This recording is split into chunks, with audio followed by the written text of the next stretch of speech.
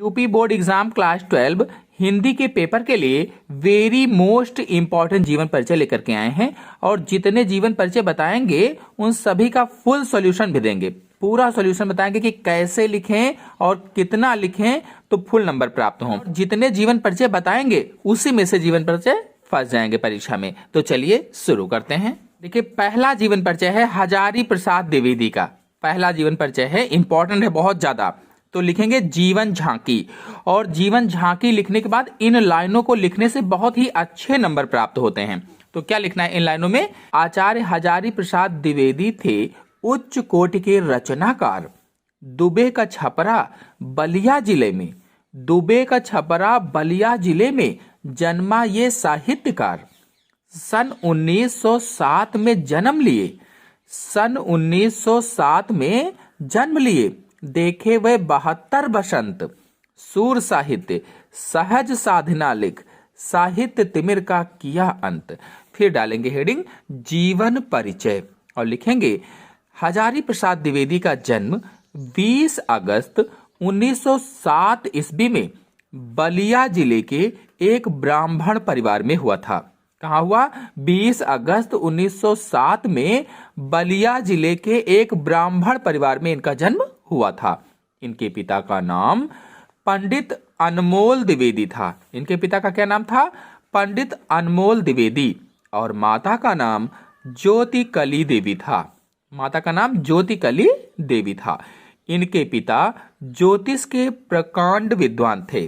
जो इनके पिता थे वो ज्योतिष के प्रकांड विद्वान थे और इनकी माता धर्मपरायण महिला थी। माता धर्मपरायण महिला थी। डालेंगे हेडिंग शिक्षा। हेडिंग डालकर आपको जरूर लिखना है। लिखेंगे इनकी प्रारंभिक शिक्षा बलिया के मिडिल स्कूल से प्राप्त हुई। यानी इनको प्रारंभिक शिक्षा कहां से प्राप्त हुई? बलिया जिले के मिडिल स्कूल से प्राप्त हुई।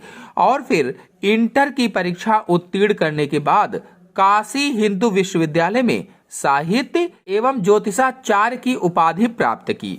इन्होंने कुछ दिन शिक्षा निकेतन में संस्कृत शिक्षक के रूप में भी कार्य किया। कुछ दिन संस्कृत शिक्षक के रूप में भी काम किया। इसके बाद द्विवेदी जी काशी हिंदू विश्वविद्यालय में हिंदी के विभागा अध्यक्ष बने। काशी हिंदू विश्वविद्यालय में हिंदी के विभागा अध्यक्ष बने। फिर हेडिंग डालेंगे मृत्यु। 19 मई सन 1979 ईस्वी को लंबी बीमारी के चलते इनका निधन हो गया। फिर साहित्यिक परिचय लिखेंगे आचार्य हजारी प्रसाद द्विवेदी छायावादोत्तर युग के प्रमुख साहित्यकारों में से एक हैं। ये उच्च कोटि के शोधकर्ता, उपन्यासकार, निबंधकार तथा महान आलोचक थे। ये सिद्ध साहित्य, अपभ्रंश साहित्य और जैन साहित्य को प्रकाश में लाए। इन्होंने समीक्षात्मक ग्रंथों की रचना की। कबीर पर आलोचनात्मक कार्य करने के कारण इन्हें स्वर्ण पदक से अलंकृत किया गया। अगली हेडिंग डालेंगे भाषा शैली। इनकी भाषा शुद्ध, साहित्यिक, संस्कृत निष्ठ, मुहावरेदार, सरस और प्रभावपूर्ण थी। इनकी शैली गवेषणात्मक, विचारात्मक, आलोचनात्मक, भावात्मक और हास्य व्यंग्यात्मक है। फिर डालेंगे साहित्य सेवाएं। संपादन में 10 रूपक, संदेश शासक, संक्षिप्त, पृथ्वीराज रासो आदि।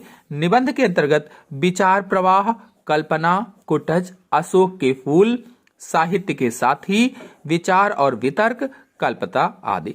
उपन्यास में अगर देखा जाए तो बाण भट्ट की आत्मकथा, पुनर्नवा, चारुचंद्र लेख आदि हैं। इतिहास में अगर देखा जाए तो हिंदी साहित्य की भूमिका, हिंदी साहित्य, नाथ संप्रदाय, धर्म साधना, मध्यकालीन आदि हैं।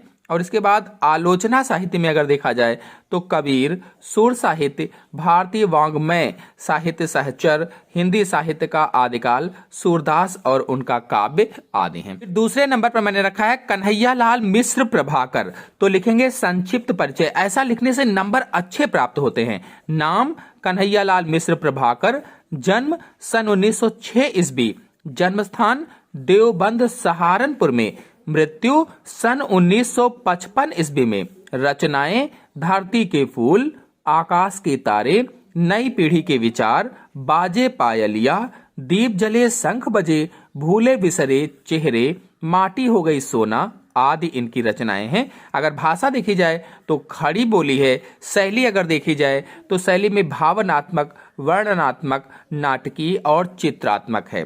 फिर हेडिंग डालेंगे जीवन परिचय और लिखेंगे हिंदी साहित्य के उच्च कोटि के निबंधकार और प्रख्यात पत्रकार कन्हैयालाल मिश्र का जन्म 29 मई 1906 ईस्वी को सहारनपुर जिला के देवबंद नामक ग्राम में हुआ था। देवबंद नामक ग्राम में इनका जन्म एक साधारण ब्राह्मण परिवार में हुआ था। कहाँ? साधारण ब्राह्मण परिवार में।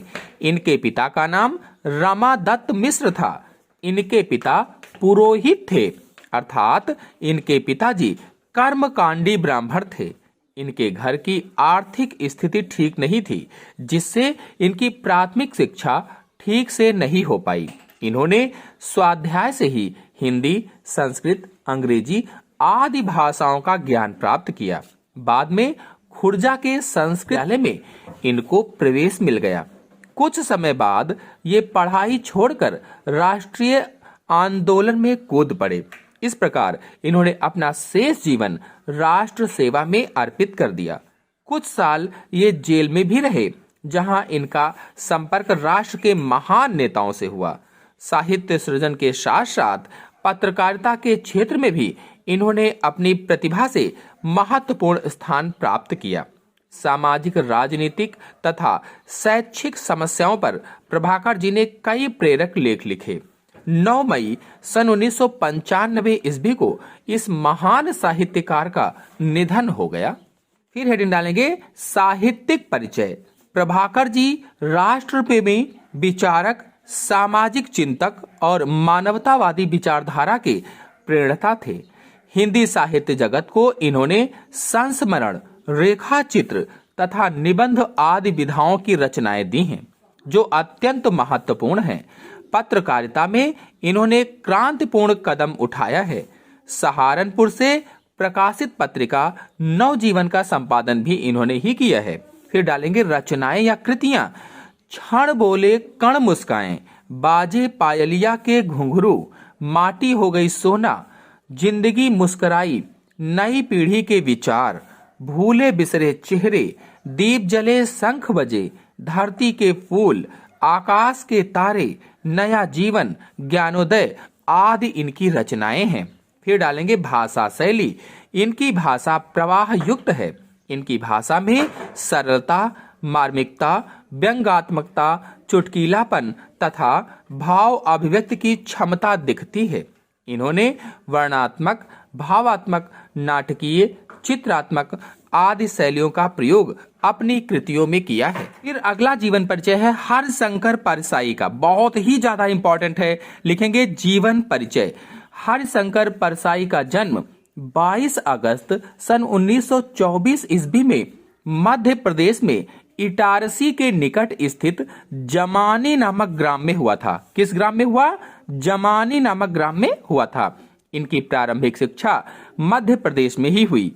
नागपुर विश्वविद्यालय से परसाई जी ने हिंदी में एमए की डिग्री प्राप्त की तथा कुछ समय तक अध्यापन कार्य किया। साहित्य में विशेष रुचि होने के कारण इन्होंने नौकरी को तिलांजलि देकर स्वतंत्र रूप से लेखन कार्य आरंभ कर दिया। यानी नौकरी छोड़ दी और स्वतंत्र रूप से लिखने लगे और साहित्य सेवा में जुट गए। इन्होंने वसुधा नामक साहित्यिक मासिक पत्रिका का स्वयं संपादन और प्रकाशन किया, लेकिन बाद में आर्थिक क्षति होने के कारण इस पत्रिका के प्रकाशन को बंद कर दिया गया। 10 अगस्त सन 1995 ईस्वी को हिंदी का यह यशस्वी साहित्यकार परलोकवासी हो गया। तो इस तरह से आप दूसरे पेन का भी प्रयोग कर सकते हैं ताकि वो चीज हाईलाइट हो जाए, या फिर हाईलाइटर का प्रयोग कर सकते हैं ताकि अच्छे नंबर प्राप्त हो। तो साहित्यिक परिचय में लिखेंगे साहित्य सेवा के लिए इन्होंने नौकरी को भी त्याग दिया। ये स्वतंत्र लेखन को ही अपने जीवन का उद्देश्य बनाकर साहित्य साधना में जुट गए। वर्षों तक आर्थिक विषमताओं को झेलते हुए भी वसुधा नामक साहित्यिक मासिक पत्रिका का प्रकाशन एवं संपादन किया। पाठकों के लिए हरिशंकर परसाई एक जाने माने और लोकप्रिय लेखक थे। सामाजिक विसंगतियों और व्यक्तिगत दोषों का निवारण करने वाले व्यंग्यात्मक निबंधों के अतिरिक्त परसाई जी ने कहानियां और उपन्यास भी लिखे हैं। फिर हेडिंग डालेंगे कृतियां और लिखेंगे परसाई जी ने अनेक विषयों पर रचनाएं लिखी हैं। इनकी रचनाएं देश की प्रमुख साहित्यिक पत्रिकाओं में प्रकाशित होती रही हैं। इन्होंने कहानी, उपन्यास, निबंध आदि सभी विधाओं में लेखन कार्य किया है। परसाई जी की रचनाओं का उल्लेख इस प्रकार है: हंसते हैं रोते हैं, जैसे उनके दिन फिरे, रानी नागफनी की कहानी, तट की खोज, तब की बात और थी, भूत के पांव पीछे, बेईमान की परत, पगडंडियों का जमाना, सदाचार का ताबीज, शिकायत मुझे भी है। और अंत में फिर अगले इंपॉर्टेंट जीवन परिचय पर आते हैं। मैथिली शरण गुप्त का जीवन परिचय लिखेंगे। चिरगांव ग्राम जनपद झांसी में जन्मे राष्ट्र कवि मैथिली शरण गुप्त जयद्रथ बध, पंचवटी, साकेत, भारत भारती, सिद्धराज, पृथ्वीपुत्र आदि रचनाओं पर जगत ने उनकी उतारी आरती। फिर हेडिंग डालेंगे जीवन परिचय और लिखेंगे राष्ट्र कवि मैथिली शरण गुप्त का जन्म सन 1886 ईस्वी को उत्तर प्रदेश के झांसी में चिरगांव नामक स्थान पर हुआ था। इनके पिता सेठ रामचरण जी साहित्य प्रेमी व धार्मिक स्वभाव के थे। कक्षा 9 तक की स्कूली शिक्षा इन्होंने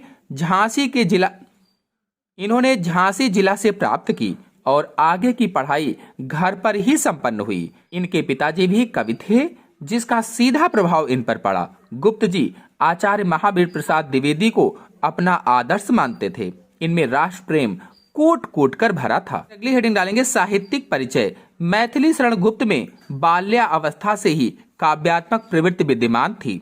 आचार्य महावीर प्रसाद द्विवेदी के संपर्क में आने के बाद उनकी प्रेरणा से काव्य रचना करके इन्होंने हिंदी काव्य धारा को समृद्ध किया। इनकी कविता में राष्ट्रभक्ति और राष्ट्र प्रेम देखने को मिलता है। इसीलिए हिंदी साहित्य के तत्कालीन विद्वानों ने इन्हें राष्ट्र कवि की उपाधि से विभूषित किया। गुप्त जी के अद्वितीय साहित्य योगदान पर भारत सरकार ने इन्हें पद्म भूषण की उपाधि दी और इनकी प्रथम पुस्तक रंग में भंग का प्रकाशन सन 1909 ईस्वी में हुआ। ये द्विवेदी युग के सबसे लोकप्रिय कवि माने जाते हैं। इनकी मृत्यु सन 1964 में हुई। फिर डालेंगे कृतियां। मैथिली शरण गुप्त की मुख्य रचनाएं इस प्रकार हैं: साकेत, यशोधरा, पंचवटी, द्वापर, भारत भारती, विष्णुप्रिया, झंकार, नहुस, रंग में भंग, सिद्धराज, अनग, जय भारत, कुणाल गीत, मौर्य विजय आदि इनकी रचनाएं हैं, कृतियां हैं। भाषा शैली में गुप्त जी की भाषा शुद्ध और परिमार्जित थी। गुप्त जी ने कहीं कहीं ब्रज भाषा के शब्दों का भी प्रयोग किया है। इन्होंने प्रबंधात्मक व गीतात्मक शैली का कुशल प्रयोग करते हुए विवरणात्मक व नाट्य शैली, भावात्मक, उपदेशात्मक आदि का प्रयोग किया है। फिर हेडिंग अगली डालेंगे साहित्य में स्थान। गुप्त जी द्विवेदी युग के कवियों में महत्वपूर्ण स्थान रखते हैं। इनकी रचनाओं में राष्ट्रीय भावना की प्रधानता होने के कारण इन्हें राष्ट्र कवि कहा जाता है। फिर अगला जीवन परिचय है रामधारी सिंह दिनकर। जीवन परिचय लिखेंगे, हेडिंग डालेंगे और लिखेंगे प्रसिद्ध कवि रामधारी सिंह दिनकर का जन्म 30 सितंबर 1908 ईस्वी में बिहार राज्य के मुंगेर जिले के सिमरिया नामक गांव में हुआ था। इनके पिता का नाम रवि सिंह और इनकी माता का नाम मनरूप देवी था। इनकी अल्प आयु में ही इनके पिता का देहांत हो गया था, यानी जब छोटे थे तभी इनके पिता खत्म हो गए थे, स्वर्गलोकवासी हो गए थे। फिर डालेंगे शिक्षा। दिनकर जी मैट्रिक की परीक्षा उत्तीर्ण करने के बाद पटना चले गए। पटना कॉलेज से बीए की परीक्षा उत्तीर्ण करके एक विद्यालय में अध्यापक हो गए। साल 1950 में इन्हें मुजफ्फरनगर के महाविद्यालय के हिंदी विभाग का अध्यक्ष नियुक्त किया गया। वर्ष 1952 में इन्हें राज्यसभा का सदस्य मनोनीत किया गया। साल 1953 में इनको भागलपुर विश्वविद्यालय का कुलपति बनाया गया। इसके बाद भारत सरकार के गृह विभाग में हिंदी सलाहकार भी रहे। इन्होंने आकाशवाणी के निदेशक के रूप में भी काम किया। फिर हेडिंग डालेंगे मृत्यु। इस महान ओजस्वी कवि का देहावसान 24 अप्रैल सन 1974 में हो गया। फिर हेडिंग डालेंगे साहित्यिक परिचय।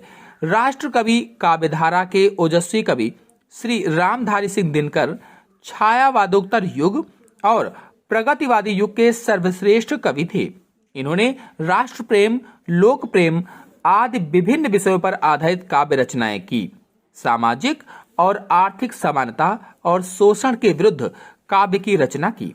फिर डालेंगे रचनाएं: रेणुका, हुंकार, कुरुक्षेत्र, उर्वशी, रश्मिरथी, प्रणभंग, शामधेनु, धूप और धुआं, परशुराम की प्रतिज्ञा, हारे को हरिनाम, धूप छां, मिर्च का मजा, सूरज का ब्याह, अर्धनारीश्वर, उजली आग, रेती के फूल, वट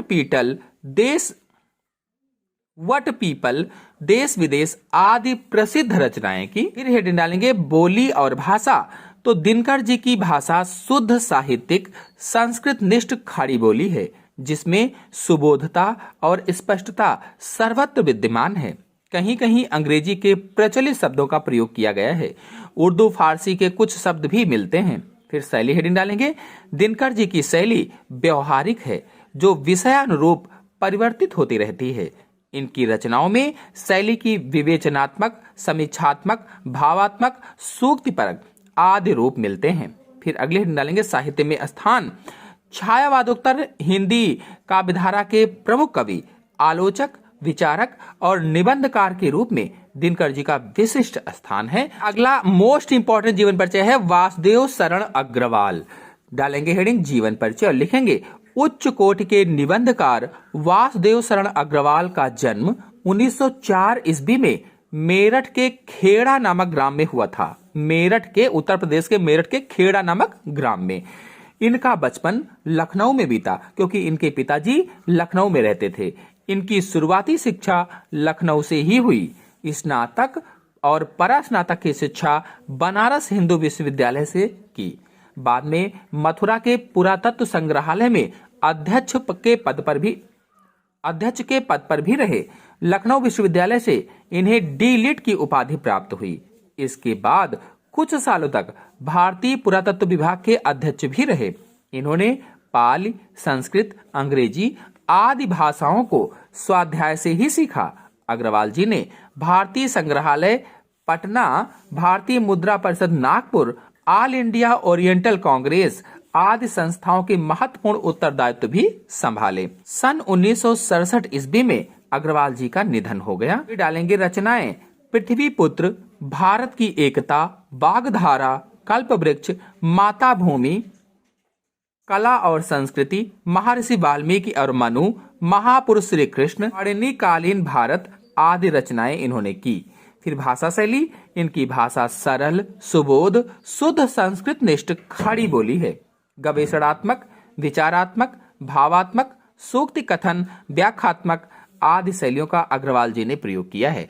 अगला मोस्ट इंपॉर्टेंट जीवन परिचय है सुमित्रानंदन पंत का जीवन परिचय। तो हेडिंग डालेंगे जीवन परिचय और लिखेंगे सुमित्रानंदन पंत का जन्म 20 मई सन 1900 को अल्मोड़ा के कौसानी नामक ग्राम में हुआ था। अल्मोड़ा के कौसानी नामक ग्राम में। जन्म के 6 घंटे बाद इनकी माता का देहांत हो गया था। यानी जब ये पैदा हुए उसके 6 घंटे के बाद ही इनकी माता का देहांत हो गया था। इनके पिता का नाम गंगा दत्त पंत था। माता के देहांत के बाद इनका लालन पोषण दादी और पिता ने किया। फिर हेडिंग डालेंगे शिक्षा। लिखेंगे पंत जी हाई स्कूल में प्रवेश के लिए अल्मोड़ा के राजकीय विद्यालय में गए। वहीं पर इन्होंने अपना नाम गुसाई दत्त से बदलकर सुमित्रानंदन पंत रखा। इसके बाद स्वाध्याय से इन्होंने अंग्रेजी, संस्कृत और बंगाली साहित्यिक अध्ययन किया। हेडिंग डालेंगे मृत्यु। महान कवि पंत जी का देहावसान 28 दिसंबर सन 1977 ईस्वी में हुआ।